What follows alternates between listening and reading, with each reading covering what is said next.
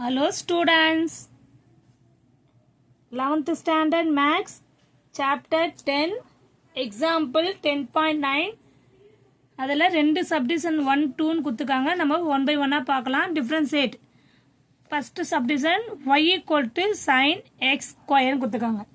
Question என்ன கொடுத்துருக்காங்க? sin x square. ஓகேவா?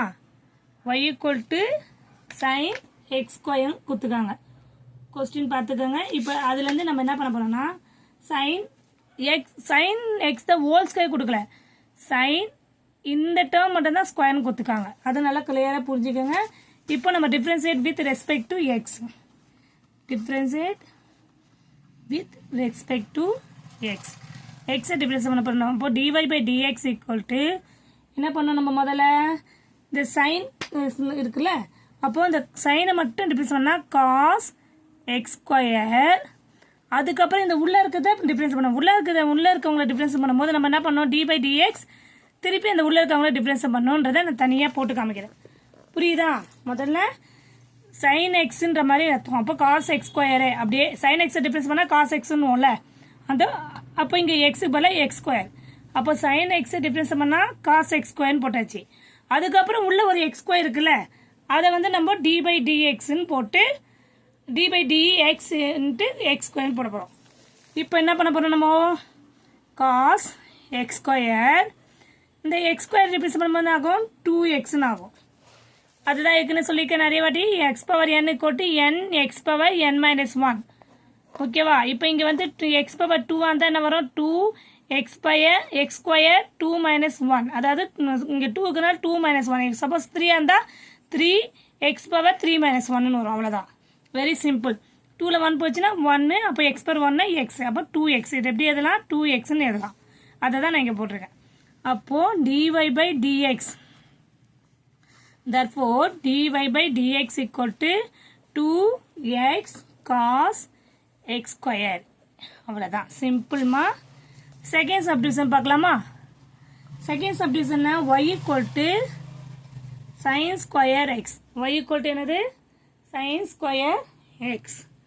இப்போ என்ன பண்ணலாம், இதுக்கும் டிஃபரன்ஷியேட் பண்ணோம். அப்போ நம்ம டிஃபரன்ஷியேட் பண்ணுறதுக்கு முன்னாடி இந்த y டேர்மை நம்ம கொஞ்சம் சேஞ்ச் பண்ணி எழுதலாம். இதை நம்ம sin ஸ்கொயர் எக்ஸை எப்படி எழுதலாம், sin x the whole square இருந்தால் தானே sin ஸ்கொயர் எக்ஸ்ன்னு எழுதுவோம்.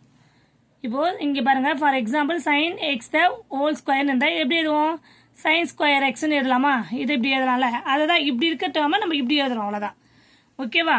அப்போ sin ஸ்கொயர் எக்ஸ் எப்படி எழுதலாம், sin x த ஹோல் ஸ்கொயர்னு எழுதலாமா? இப்போ டிஃபரன்ஷியேட் பண்ணலாம். Differentiate with respect to x, with respect to x term difference பண்ண போறோம். அப்போ dy by dx இங்க என்ன பவர் இருக்குன்னா முதல்ல பவர் sin x 2 minus 1. ஓகேவா? அடுத்தது உள்ள இருக்கிறத பண்ண திருப்பி சொல்லிக்கல, dy by dx இந்த sin x மட்டும். இப்போ நம்ம பவர் மட்டும் தான் முதல்ல டிஃபரன்ஸ் பண்றோம், அதுக்கப்புறம் உள்ள இருக்க x வேல்யூ டிஃபரன்ஸ் பண்ணோம். அப்போ உள்ள இருக்க வேல்யூ என்ன, dy by dx sin x, dy by dx sin x. புரியுதாமா? dy by dx sin x. Clear? இப்போ என்ன பண்ண போறோம் நம்ம நெக்ஸ்ட், 2 sin x மட்டும் தான் வரும். 2 minus 1 1 ஆகும். அப்போ sin x. ஓகேவா? 2 sin x இந்த sin x டிஃபரன்ஸ் பண்ண ஆகும் cos x. ஓகேவா?